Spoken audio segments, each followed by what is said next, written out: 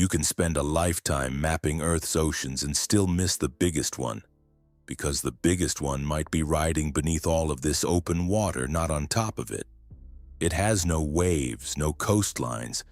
It isn't a blue expanse you can point to on a globe, and it sits so far down that every drill bit ever built might as well be a paperclip. Roughly 700 kilometers beneath your feet, scientists say Earth may be holding an enormous reservoir of water locked inside rock on a scale that could rival the water in the oceans we can see. If that interpretation holds, it doesn't just add a fun fact to the planet's trivia list. It forces a rewrite of Earth's water budget, and it reshapes how we think the engine of plate tectonics has kept running for billions of years.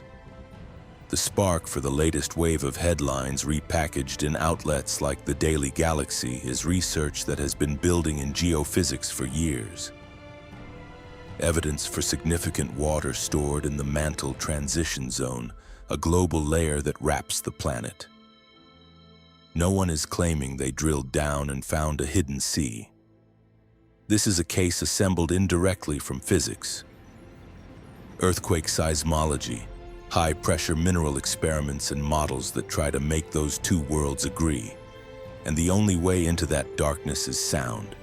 Not metaphorical sound, real vibrations from earthquakes. The planet rings and instruments record it. Then scientists decode it. Here's the problem that makes this more than a curiosity. Earth's surface water is easy to inventory because it's visible. Oceans, ice sheets, lakes, groundwater. But the planet's behavior is controlled by what happens inside the mantle, the thick rocky shell between crust and core. Plate tectonics is relentless. Slabs dive at subduction zones, plates slide, mantle rock convex. That system depends on strength, friction, and melting behavior. For decades, there's been a mismatch between what the surface inventory seems to offer and what Earth's dynamics appear to require. Water is a prime suspect. Even small amounts can dramatically weaken rock and lower melting temperatures. It can change how easily slabs sink, how mantle material flows, and where magma forms. Yet the surface oceans alone don't neatly explain how Earth stayed tectonically active for billions of years, or how water was retained through the chaos of early impacts and heating. There's a reason museum exhibits about the young planet often linger on impact scars and violent heating. Those early scenes make it hard to believe anything as delicate as a long-term water supply could survive without somewhere deeper to hide. So the question becomes uncomfortably simple. If water is so important to how the planet works, where is the rest of it? To answer that, you have to reset what water means at these depths. At pressures of tens of gigapascals and temperatures that can exceed roughly 1,500 to 2,000 degrees Celsius, you are not picturing a cavern of sloshing liquid. Liquid water as we know it is not stable in open space down there. The water, if it's there, is stored chemically, with hydrogen and hydroxyl bound into mineral structures. It's water as a component of rock. The key target is the mantle transition zone, roughly 410 to 660 kilometers deep. This layer is special because the dominant mantle minerals change phase under pressure. Those phases can hold far more hydrogen than the minerals above and below. That isn't a metaphor. It is crystallography. The star mineral has a name that sounds like jewelry, ringwoodite. It's a high-pressure form of olivine, stable in the transition zone. Ringwoodite's crystal lattice can incorporate hydrogen as hydroxyl groups. In laboratory measurements, ringwoodite can hold on the order of about 1 weight% water, sometimes more, depending on composition and conditions. 1% sounds small until you multiply it by the mass of a global layer of rock hundreds of kilometers thick. Then the scale becomes staggering. A reservoir that could be comparable to, or even exceed, the mass of water in Earth's surface oceans. That is why the word ocean keeps appearing in headlines. It's a statement about quantity, not scenery. So how do scientists detect something they cannot sample directly? They listen to earthquakes with networks of broadband seismometers, high dynamic range instruments that record ground motion continuously, time synchronized by GPS. When a large earthquake strikes, it sends compressional waves and shear waves through the planet. Those waves bend, scatter, speed up, and slow down, depending on density and elastic properties. Crucially, when seismic waves hit boundaries inside Earth, they do something useful. Around 410 kilometers and 660 kilometers deep, mineral phase changes create sharp contrasts in properties. Seismic waves reflect and convert at those discontinuities. A compressional wave can convert to a shear wave and vice versa, producing faint diagnostic arrivals that seismologists extract as receiver functions. Receiver functions are not obvious at first glance.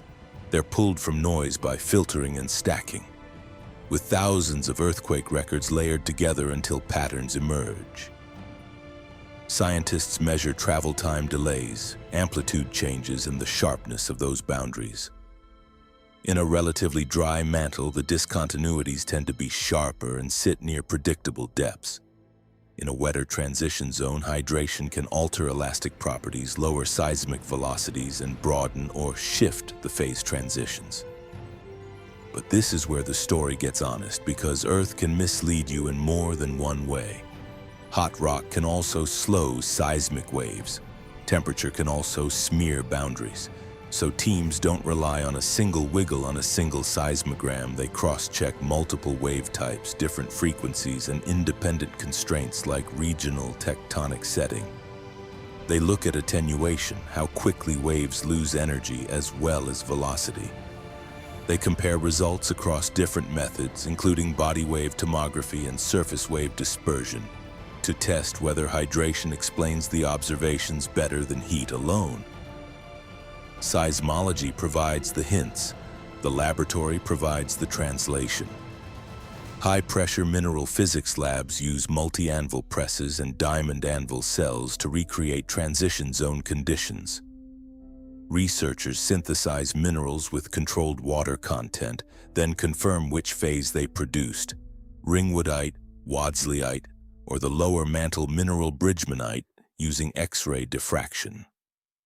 They quantify hydrogen in the lattice with spectroscopic methods such as infrared absorption. Then they measure or infer elastic properties under relevant pressures and temperatures. That work builds a lookup table for the deep Earth. If ringwoodite contains a certain amount of water, seismic velocities should shift by a predictable amount under specific conditions. That is the bridge between "we recorded a waveform" and "there is likely bound water down there." And then geology delivered a rare gift, a natural sample. A diamond formed under deep mantle conditions carried an inclusion of ringwoodite, not lab-grown, natural. And it contained measurable water.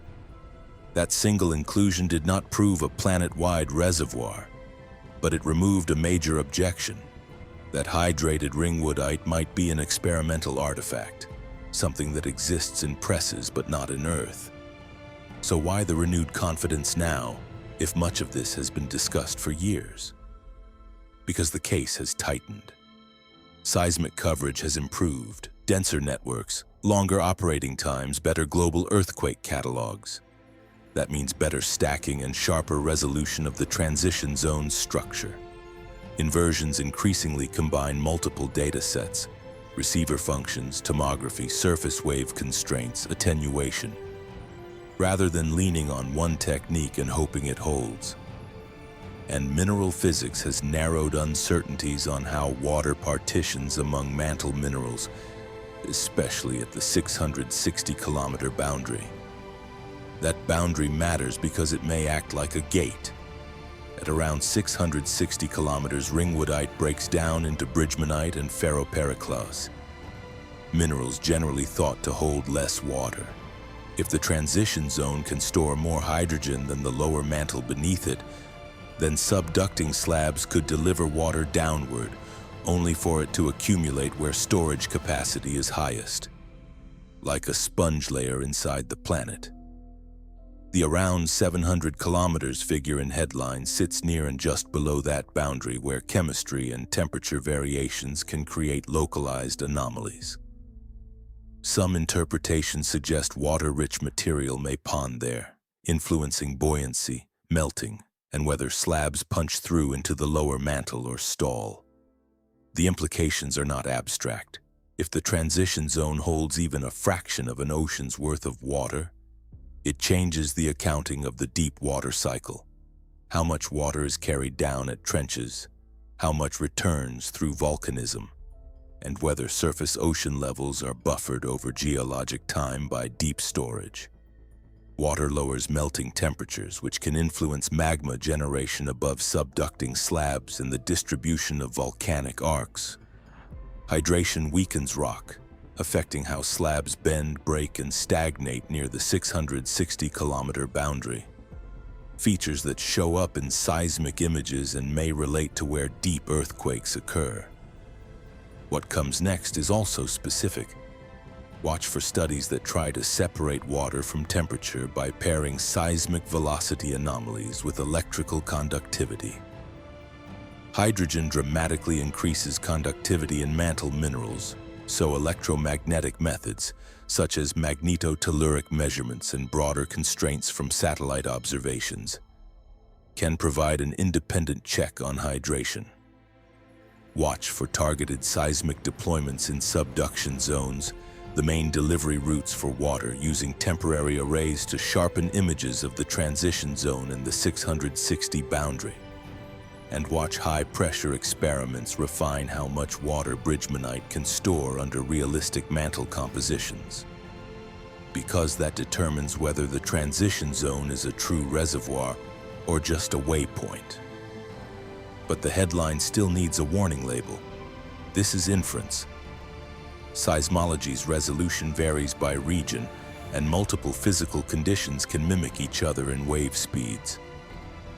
The ocean metaphor can mislead because it suggests free water rather than hydrogen bound inside minerals. The strongest claim is not that there is a literal sea 700 kilometers down. The strongest claim is that Earth may store a staggering amount of water inside rock at those depths, and that this hidden inventory could be central to how the planet works. So here's the dividing line. Is a vast ocean trapped beneath Earth a careful evidence-based reframing of the deep water cycle that the public is only now catching up to? Or is it a seductive oversell that turns a complex, indirect signal into something more certain than the data can support? What do you think?